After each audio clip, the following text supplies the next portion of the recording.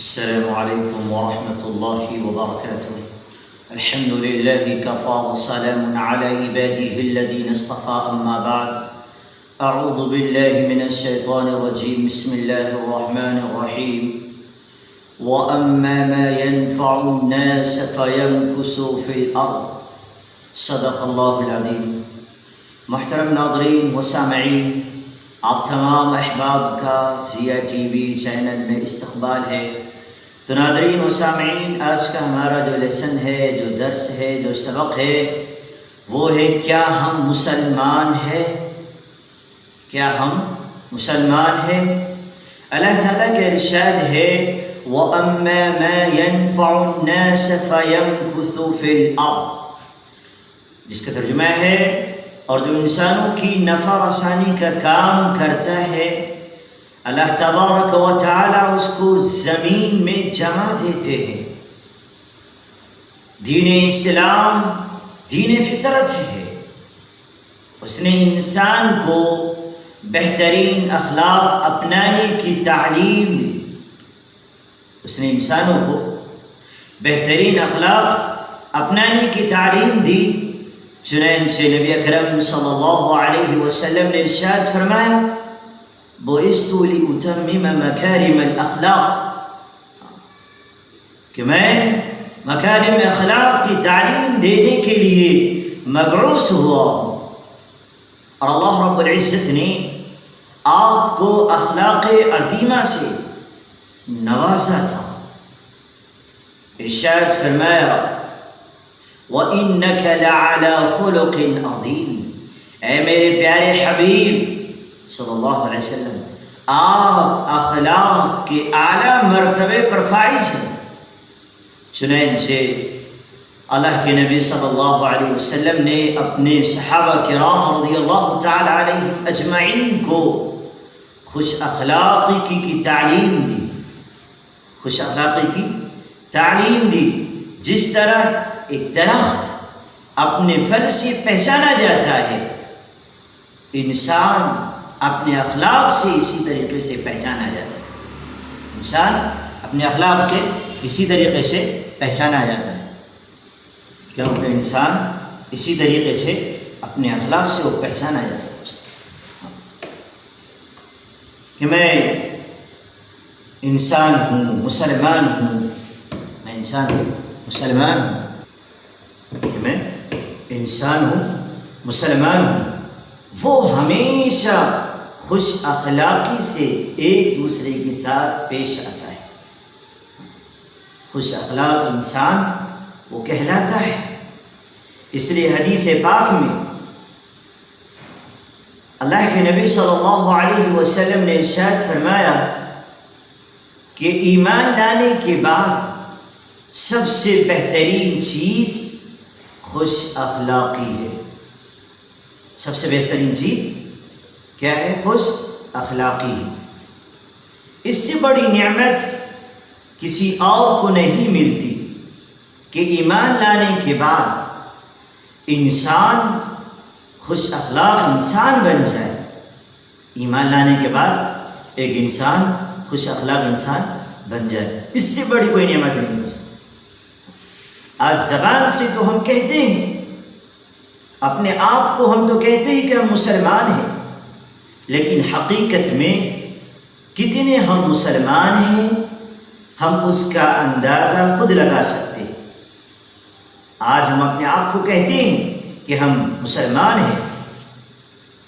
ذرا بیٹھ کر اندازہ لگائیے محترم ناظرین و سامعین کہ کیا ہماری آنکھیں مسلمان ہیں؟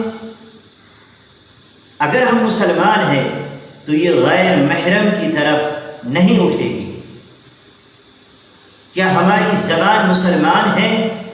اگر یہ زبان مسلمان ہے تو یہ جھوٹ نہیں بولے گی، وعدہ خلافی نہیں کرے گی.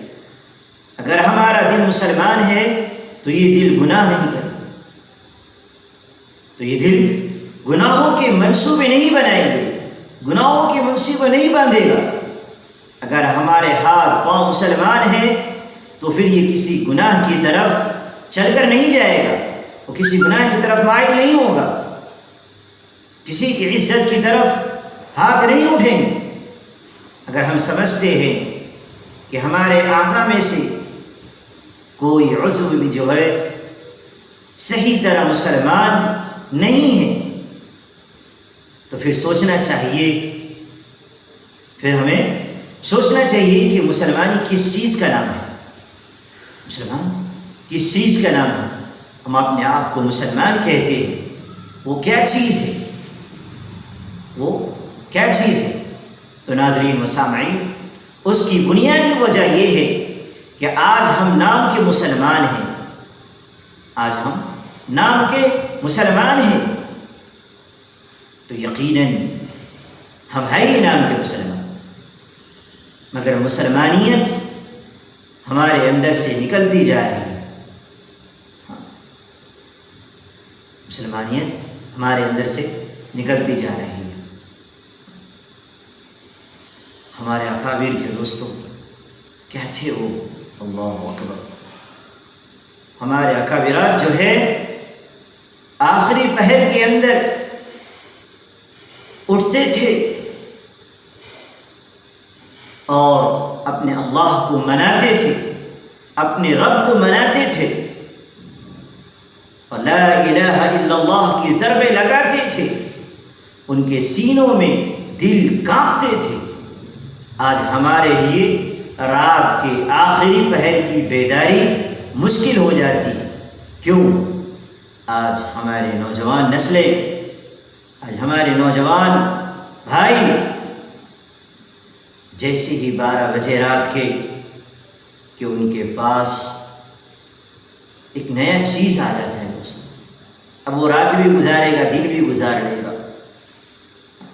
12 بجتے ہی موبائل کے اندر، ان کی موبائلوں کے اندر ایک نئی زندگی شروع ہو جاتی ہے موبائل کی، جسے ہم جو ہے نیٹ جی بی کہتے ہیں دوستوں۔